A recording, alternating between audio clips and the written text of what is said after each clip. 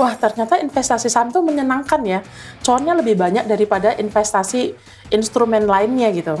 Betul. Makin murah berarti makin beli. Kesempatan untuk beli ya. Kesempatan untuk beli gitu.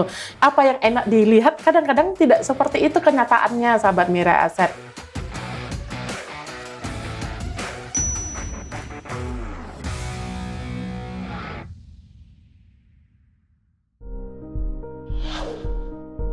Halo sahabat Mirai Aset, kembali di program Hidden Masters bersama saya Adina Glenda. Kali ini narasumber kita spesial banget karena udah malang melintang nih di YouTube channel kita. Mungkin sahabat Mirai Aset sudah kenal, tapi banyak nih yang belum tahu cerita sebenarnya seperti apa kan? Langsung saja yuk kita sapa Ibu Linda Homia dari Mirai Aset Sekuritas. Halo Ibu Linda. Halo Glenda. Terima kasih banyak nih sudah mau datang di program Hidden Masters. Kali ini berarti punya cerita nih yang bisa dibagiin sama sahabat Mirai Aset, betul ya Bu ya? Betul sekali Glenda. Mungkin hari-hari ini lagi sibuk apa sih Bu Linda? Biasanya saya syuting BBM, buat skrip, dan tentunya juga untuk operasional kantor Mirai Aset. Oke, Bu Linda sering memberikan edukasi kan nih kepada nasabah. Mungkin bisa diceritain sebelum di pasar modal, Bu Linda itu sempat bekerja yang lain kah? Oh iya benar sekali. Dulunya nih saya guru sekolah SMA Glenda. Saya ngajar matematika karena passionnya saya memang suka mengajar dan berbagi ilmu. Oh, berarti kuliahnya matematika nih Bu? Bukan. Terus apa dong kuliahnya? Saya kuliahnya malah arsitektur dulunya. Waduh. Dari arsitektur, guru matematika. Benar sekali. Akhirnya pasar modal. Benar sekali. Ceritanya gimana Bu? Jadi ceritanya waktu SMA dulu ya. Mungkin karena kurang informasi ya, jadinya kalau kita nanya guru SMA kita, profesi apa nih Pak yang paling menghasilkan? Jadi waktu itu disebutnya arsitektur. Jadi saya jadinya kuliah arsitek ya, itu yang pertama. Setelah lulus ternyata tidak seperti yang saya bayangkan. Dan karena saya hobi berhitung-hitung, matematika, akhirnya saya jadi guru SMA di pelajaran matematika. Nah, kemudian saya menabung nih. Saya menabung dan waktu itu ada teman nih ya, karena teman saya ini ngajak gitu ya, dia bilang kalau nabung di instrumen saham tuh lebih untung. Nah itu tahun 2007 no. Jadi sayanya jadi tertarik buka akun ya, dan jadinya investasi saham sejak itu. Jadinya asik nih gitu. Wah ternyata investasi saham tuh menyenangkan ya. Cuannya lebih banyak daripada investasi instrumen lainnya gitu. Dari situ tuh saya tertarik di bidang saham. Itu tahun 2007 ya.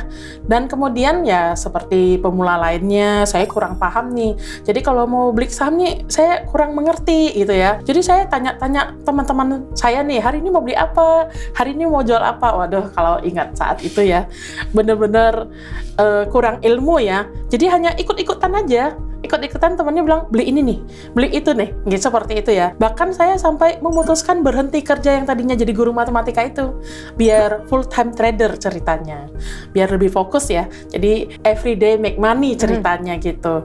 Tapi ternyata kenyataan nggak seindah harapan. Kalau ingat saat itu ya, mungkin kalau saya bisa ulang masa itu, mungkin saya akan jewer nih diri saya sendiri nih. Ya karena terlalu cepat mengambil keputusan untuk berhenti kerja waktu itu, jadi full time trader. Waktu itu tahun 2008. Setahun setelah kenal. Setahun setelah kenal saham ya, karena saya kenalnya kan 2007 ya. Nah di 2008 tuh terjadi crash ya, market turun ya. Tapi karena saya kurang ilmu, jadinya yang tadinya udah untung banyak ya, jadi saya mulai rugi nih. Nah, karena kebiasaan ya ikut apa kata orang. Dan kemudian waktu 2009 ketika market saham kembali naik nih, saya cuma melongo ya, karena saya udah nggak punya modalnya udah habis. Semua orang, wah cuan dari saham gitu ya, karena market kembali naik. Tapi waktu market kembali naik, modal pun saya udah nggak ada. Wah bener-bener sedih kalau inget masa itu ya gitu ya. Jadi kemudian saya berusaha nih bangkit lagi dari bangkrutnya saya waktu itu. Saya berusaha belajar ya, ambil ilmu gitu sebanyak mungkin gitu ya. Terus saya pikir, wah saya harus kerja di sekuritas nih supaya bisa berbagi ilmu. Saya paham nih banyak sahabat yang di luar sana pengen cuan saham tapi nggak tahu caranya gitu loh. Akhirnya saya baru join sama sekuritas ya. Nah syukurlah sekuritas yang tempat saya bekerja ini sangat mensupport sahabat Mirai Aset ya, untuk terus belajar, terus memberikan edukasi. Makanya saya betah nih kerja di sini. Jadi kepahitan yang saya alami itu, saya pingin semua orang tuh tidak mengalami lagi gitu loh ya.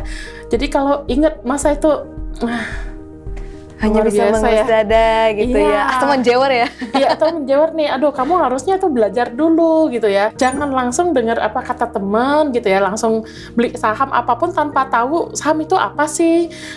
Boro-boro tentang analisa fundamental, teknikal saya sama sekali nggak tahu. Modal saya itu cuma analisa spekulasi sama modal feeling aja gitu loh. Ikutan temen. Ikutan temen dan modal harapan aja. Habis beli nih, berharap nih, berdoa ya. Semoga besok sahamnya naik gitu. Nah, dari kejatuhan yang tadi Bu Linda ceritakan, akhirnya gimana ceritanya Bu Linda bisa bangkit kembali gitu dan akhirnya jadi cuan? Masalahnya waktu itu saya gagal karena saya kurang ilmu. Pastinya ya, kurang support system ya. Tidak seperti sahabat Mirai Aset sekarang ya, begitu buka account sudah ada investment spesialis yang siap mendampingi, memberi ilmu gitu ya. Sesimpel-simpelnya sebenarnya kalau beli saham itu beli yang kita ketahui saham itu apa. Seperti kata Peter Lynch, buy what you know and know what you buy. Contoh misalnya, kita ini menabung contohnya di bank apa misalnya? Di bank BRI misalnya ya. Kita tentu bisa membeli saham BRI. Dan kita misalnya pakai sampo, sabun, nah ini keluaran dari perusahaan apa? Nah, kita juga misalnya sering makan Indomie misalnya. Kalau Indomie, ayo saham perusahaan apa? Coba sahabat Mirai Aset tulis di kolom ya, saham apa nih yang saya sebut tadi. Market sekarang ini kan ada 700-an saham ya. Untuk pemula, ketika buka account ini setelah top up dana, pastinya bingung dong. Gue mau beli saham apa nih ya? Nah, ini saran untuk pemula, coba kita pilih strateginya dari IDX High Div 20 misalnya. Nah, di sini nih sudah ada 20 jenis saham pilihan IDX yang memberikan untung dividen setiap tahunnya. Nah, jadi sahabat Mirai Aset nih bisa pilih nih yang sekiranya tuh cocok dan dikenali gitu loh. Selain dapat dividen juga dapat capital gain. Untuk capital gainnya tentunya di mana-mana kita pingin beli saham lebih murah ya. Betul. Makin murah berarti makin Kesempatan untuk beli ya. Kesempatan untuk beli gitu. Kenapa kita harus takut gitu ya kalau misalnya sahamnya turun gitu ya. Justru ini kesempatan ya. Kalau di mall misalnya ya Glenda ya, kita belanja. Kita pasti mencari yang diskon dong. Betul. Nah, demikian juga kalau saham. Jadi kalau market lagi turun, ya kita tinggal incar nih. Ya, saham apa nih yang lagi murah-murahnya, lagi turun, yang membagikan high dividend yang tinggi gitu, seperti itu. Dari awalnya jatuh sampai bisa bangkit kembali, berapa tahun itu Ibu Linda? Itu cukup lama ya, Glenda ya, beberapa tahun ya. Karena ketika saya memutuskan menjadi value investing ya, yang memilih saham-saham dengan perusahaan berkualitas, tentu di diri ini masih ada godaan ya. Godaan untuk cuan cepat istilahnya ya. Dalam hal ini kan banyak strategi trading dan investor. Sahabat Mirai Aset tentunya harus memilih apa sekiranya yang cocok ya buat dia gitu. Nah, jadi waktu itu karena saya sudah loss-nya sangat banyak, kemudian saya masuk sekuritas, saya mulai mempelajari nih bagaimana cara cuannya itu konsisten. Konsisten adalah kata kuncinya. Saya tentu pingin dong tiap tahun saya cuan terus gitu ya. Nah, ternyata sangat simpel. Pertama itu pemilihan sahamnya harus yang fundamentalnya oke. Yang tadi saya sebutkan misalnya 20 saham high div. Dengan membeli saham yang salah satu ada di list yang saya sebut di sini, saya merasa lebih nyaman. Karena kalau sahamnya turun, saya yakin nih, sahamnya kan akan bagi dividen ya. Jadi saya malah kalau turun itu saya tambah beli gitu. Nah, saya tambah beli, laporan keuangan keluar, saya cek dulu, wah ini perusahaannya menghasilkan laba nih. Satu lagi faktor juga kita lihat nih, ini sudah sangat murah, tapi kenapa nggak ada yang incar gitu loh. Nah, saya mulai cicil beli nih. Setiap gajian saya cicil nih berapa lot untuk saham tersebut. Walaupun mungkin banyak orang yang bilang, oh ini belum menarik nih, Lagi contohnya turun, lagi gitu turun ya. Nah, justru saya mulai cicil beli. Saya pikir gini, kenapa harus nunggu naik ya untuk beli gitu? Semakin murah kan semakin menarik ya. Kalau harga semakin murah, tentu dividen yield yang kita dapat persentasenya akan semakin tinggi dong, makin menarik kan. Baik, untuk Ibu Linda sendiri boleh dibocorin nggak nih? Kira-kira di portofolio tuh sekarang sebagai seorang value investor yang ada berapa saham? Saham saya lumayan banyak, lebih kurang 20 macam juga. Listnya hampir sama dengan IDX High Div 20 tadi. Oh, jadi bocorannya itu ya untuk benar saham-saham sekali. Bu Linda. Baiklah, nah Bu Linda mungkin boleh ditanya nih sebagai seorang value investor, periode hold-nya kira-kira udah berapa lama nih saham-sahamnya? ini rata-rata karena kita baru kemarin mengalami pandemi ya. Kebetulan waktu pandemi ini banyak saham-saham sangat menarik. Kan harganya turun terus ya. Jadi waktu 2020 ketika mulai pandemi, saya masih ragu nih untuk menambah porsi ya. Namun ketika 2021 ini benar-benar, wah ini kok tambah menarik ya gitu ya. Jadi saya mulai tuh koleksi saham-saham ya, misalnya seperti Adaro ya, BRI, BNI, ASII, Telkom, dan luar biasa setelah saya simpan setahun. Contohnya ADRO nih, Adaro ya, saat ini sudah cuan lebih dari 200%. Waduh, udah multi bagger ya. Benar sekali, luar biasa ya, tidak disangka-sangka juga ya. Karena ini baru belinya 1 tahun ya, tapi cuannya udah 200%. Sejujurnya saya belum jual ya, ini masih floating profit sebenarnya gitu ya. Saya juga udah pingin nih jual. Kalau menurut sahabat Mirai Aset nih ya, ini Adaro saya yang sudah cuan 200%, baiknya gimana nih ya? Kalau kita biasanya sih suka gatel ya, Bu, untuk benar menjual. sekali, Tapi keputusan Bu Linda untuk belum menjual nih kira-kira kenapa? Karena saya melihat masih prospek ya, di laporan keuangan terakhir ya, saya melihat wah ini masih ada potensi tumbuh ya, dan dividen yield yang diharapkan yang pastinya memenangin persen deposito gitu. Kalau tadi uang saya disimpan di deposito, tentu cuannya nggak segede ini ya. Jadi di saham ini udah cuan capital gain 200%, dan dividen yieldnya juga tinggi, mantap kan? Bu Linda kapan memutuskan untuk take profit kira-kira dari saham-saham yang dipegang? Ini pertanyaan sulit sejujurnya ya, karena nggak ada yang tahu. Saya kasih contoh ya, salah satu saham saya memberikan cuan 88%, yaitu saham LPPF ya, Matahari. Tentu tahu dong. Tahu dong. Waktu saya beli itu justru kondisinya Matahari ini store-nya banyak ditutup ya. Saya pikir wah ini menarik ya. Saya yakin nih Matahari akan tumbuh nih ya. Jadi saya coba cicil beli dan ternyata benar. Kemudian naik ya. Naik saya sampai untung 88% ya. Saya jual, tapi malah setelah dijual malah naik lagi gitu loh. Jadi kalau ada yang tanya saya, ini mau kapan jual nih? Sejujurnya saya juga bingung ya, karena kalau saya incar dividen yield, kan pastinya nanti akan dapat dividen yield ya.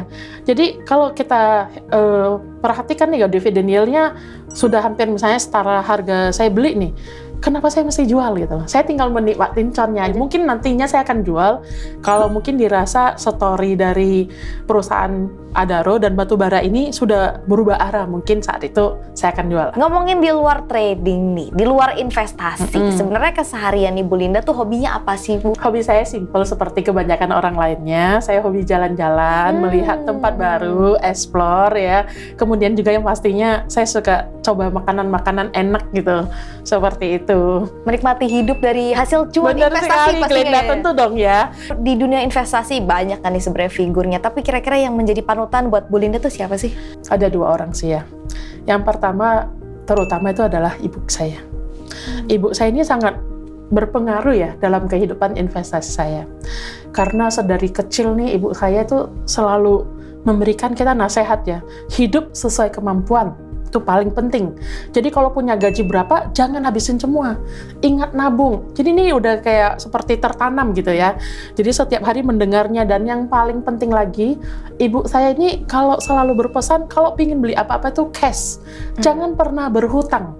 Karena itu saya nggak ada cicilan. Saya nggak ada hutang apapun gitu ya. Jadi kalau pingin beli apa-apa, entah itu mobil, rumah, atau barang apapun, itu belinya harus cash. Apalagi kalau misalnya hutangnya konsumtif itu pokoknya nggak boleh sama sekali gitu. Jadi itu sudah tertanam. Figur yang kedua, pastinya beliau terkenal nih sebagai bapak investasi sedunia, yaitu adalah Warren Buffett. Dari beliau saya sangat terkesan ya. Dan yang pastinya saya memakai 2 hal yang saya pakai sampai sekarang. Yang pertama adalah jangan pernah rugi. Namanya investasi tentu kita pingin untung dong ya. Sebisa mungkin jangan rugi. Itu yang pertama. Yang kedua, kekuatan bunga compounding. Kekuatan bunga majemuk, di mana kalau tadinya kita tidak rugi, tentu kita jadi berani untuk top up ya. Nah, kita berani top up dan untung lagi sehingga nanti menggulung. Nah, ini namanya kekuatan bunga majemuk. Inilah nanti dasarnya aset kita tambah banyak dan akhirnya kita jadi kaya raya dari saham. Tapi buat Bu Linda sendiri, financial freedom tuh apa sih? Financial freedom menurut saya ya, kita ini memiliki aset yang bertumbuh dan yang pastinya menghasilkan buah investasi. Misalnya dividen, di mana nanti hasil investasi ini seperti passive income yang akan membiayai biaya hidup kita dan tentunya untuk bawa keluarga jalan-jalan keliling dunia, misalnya gitu. Oke, jadi bisa memenuhi kebutuhan kita, keinginan Benar kita, sekali. begitu ya Bu ya. Kalau sekarang Bu Linda udah mencapai financial freedom belum rasanya? Belum lagi, makanya aku masih kerja kan. Targetnya berapa sih Bu kalau financial freedom itu untuk Bu Linda? Kalau bagi saya ya, target financial freedom di mana aset saat ini itu setara dengan 25 kali pengeluaran tahunan. Nah, sekarang belum nih. belum 25 kali. Soon, doain ya sahabat Mirai Aset segera. Berandai-andai nih kalau Bu Linda sudah financially free, itu impiannya mau ngapain Bu? Sejujurnya saya belum tahu juga sih ya. Ya Bu Linda juga belum tahu Karena ya. kan belum financial freedom ya. Nanti aja. Namun saat ini ya, yang jelasnya impian saya itu pingin ya Glenn, agar masyarakat Indonesia itu lebih banyak lagi orang yang kenal investasi saham. Karena di negara maju itu persentase orang yang ngerti saham itu sudah lebih banyak ya. Sedangkan di Indonesia persentase orang yang ngerti saham itu masih sedikit. Seperti kata Pak Lo Keng Hong, harta karun kekayaan terbesar yang ada di dunia bukan ada di bawah laut, tapi ada di pasar modal. Nilainya nyata dan transparan. Bucket list Bu Linda mungkin yang pengen banget dicapai itu apa? Saya ingin keliling dunia. Saat ini rasanya saya belum keliling dunia ya, hanya baru mengunjungi beberapa negara. Dan yang pastinya saya ingin membawa orang tua saya pastinya ya. Saya sangat appreciate terhadap didikan orang tua saya. Rahasia suksesnya Bu Linda sampai sekarang ini tuh apa sih motonya Bu? Always Homia. Homia? Homia tuh apa artinya Bu? Homia berasal dari bahasa Hokkien, tempat asal saya dari kota Medan di Sumatera Utara, artinya beruntung. Oh, jadi namanya? Jadi waktu itu ya, waktu di tahun 2008, doa saya cuma satu. Saya ingin Homia. Saya ingin pilihan hidup saya itu memberikan Homia buat saya, buat keluarga saya. Jadi ini maknanya lebih keberuntungan yang melingkupi kita gitu. Karena itu menjadi Linda Homia. Boleh bagi tipsnya nih Bu Linda kepada sahabat Mirai Aset, kira-kira tips investasi yang cuan biar seperti Bu Linda? Ini pasti sahabat Mirai Aset akan cuan. Pastinya untuk generasi muda yang sekarang baru mulai nih investasi saham ya, rajin-rajin. Misalnya buka website official Mirai Aset ya. Kita sudah menyediakan analisis saham dari tim riset kita. Nah, kita bisa lihat nih di menu riset ya, sudah banyak dikeluarkan riset saham daripada ikut misalnya apa kata orang seperti saya dulu gitu ya. Maka ikutin yang pasti-pasti aja hasil analisa tim analis. Kita bisa ikut nih, misalnya kalau morning meeting paginya ya, sahabat Mirai Aset tuh buka channel YouTube Mirai Aset tuh, ikutin newsnya ya, ikutin juga channel BBM Mirai Aset, ikutin juga channel Hidden Master. Jadi di Mirai Aset ini sudah menyediakan semuanya untuk sahabat Mirai Aset. Jadi saya jamin pasti cuan nih. Yang penting mau dan rajin belajar. Itu yang pertama ya. Ini tips yang pertama. Yang kedua ya, generasi muda sekarang itu umumnya ya ingin cepet-cepet cuan gitu loh. Ingin kayaknya langsung beli saham, langsung cuan gitu.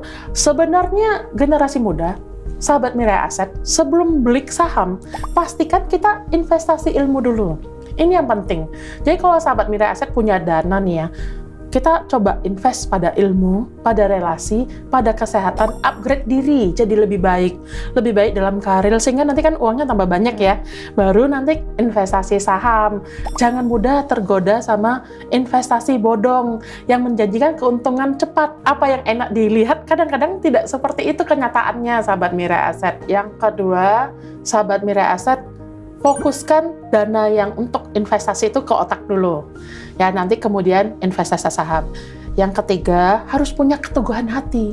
Ingat kata Warren Buffett, seseorang berteduh di bawah pohon karena sudah ada orang yang menanamnya di masa lampau. Baiklah, nggak terasa ya kita sudah berbincang-bincang nih mengenai pengalaman Bu Linda di pasar modal. Pertanyaan terakhir boleh dikasih tahu nih ke sahabat Miraset. Kira-kira definisi sukses menurut Ibu Linda tuh apa? Menurut saya definisi sukses itu adalah menjadi lebih baik setiap harinya dibanding diri saya yang kemarin. Hidup ini bukanlah buat perlombaan, bukan buat berlomba dengan teman kita, tetangga kita, untuk membuktikan siapa yang terbaik, siapa yang di depan, ya, siapa yang sudah mencapai ini itu. Tidak seperti itu. Sukses adalah saya bisa bertanding melawan diri saya yang kemarin. Kalau kemarin nih aset saya 10 juta misalnya ya, untuk pertama kali invest saham, maka sekarang sudah jadi 11 juta, sudah jadi 12 juta, sedikit demi sedikit lama-lama maju terus. Tapi ingat, tandingannya hanya terhadap diri saya yang kemarin. Saya harap generasi muda tumbuhlah dengan baik ya. Yakinlah pada diri sendiri, banyak belajar, jangan gampang ikutan apa-apa kata orang ya, punya keteguhan hati.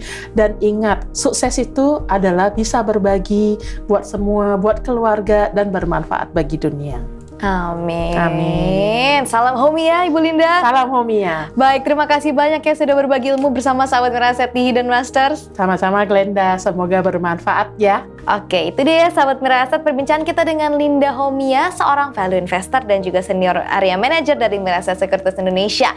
Mudah-mudahan bisa membawa ilmu yang banyak terutama buat kamu yang pengen menjadi investor yang cerdas. Sampai jumpa lagi sahabat Miraset di episode Hidden Masters berikutnya. Sampai jumpa and happy cuan! Happy cuan!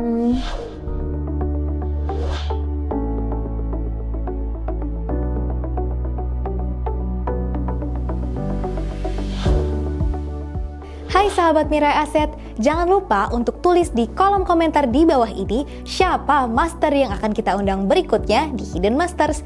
Jangan lupa untuk like, share, dan subscribe untuk terus menyaksikan kisah-kisah inspiratif dari para masters hanya di Hidden Masters. Sampai jumpa di episode berikutnya.